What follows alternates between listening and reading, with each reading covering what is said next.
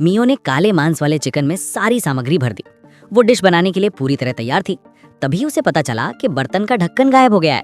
समय बहुत कम था, इसलिए उसने बचे हुए काले चिकन की चमड़ी निकाली और उसमें गीला चावल लपेटकर एक खास तरह का पकौड़ा बना लिया। उसी समय उसका प्रतिद्वंदी एक बेहद मशहूर dish packing duck with hoisin sauce बना रहा था। उसने पहले हिरन की टेंडन को आधा काटा, फिर मंकी हेड मशरूम को फाड़ा और सारी सामग्री अलग रख दी।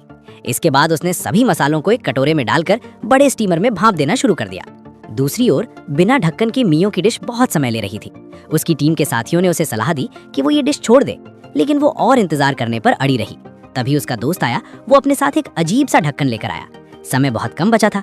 मियो ने प्रेशर कुकर इस्तेमाल करने का फैसला किया और किसी चमत्कार की उम्मीद की।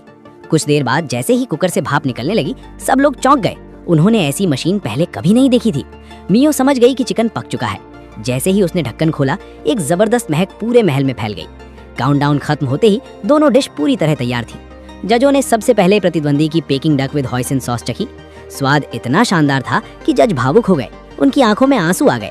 लेकिन जब उन्होंने मियो की ब्लैक चिकन डिश चखी तो उन्हें ऐसा लगा जैसे आंखों के सामने सुनहरी रोशनी फैल गई हो। ऐसा महसूस हुआ जैसे किसी ने फिनिक्स को फिर से जीवित कर दिया हो। दोनों डिश इतनी बेहतरीन थी कि जज फैसला नहीं कर पाए।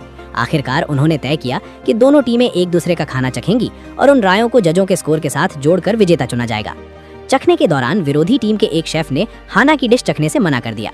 तभी एक टीम मेंबर ने मियो को बताया कि उस शेफ की एक अजीब आदत है, उसे बिल्कुल साफ, एकदम सलीके से सजी हुई डिश पसंद नहीं होती।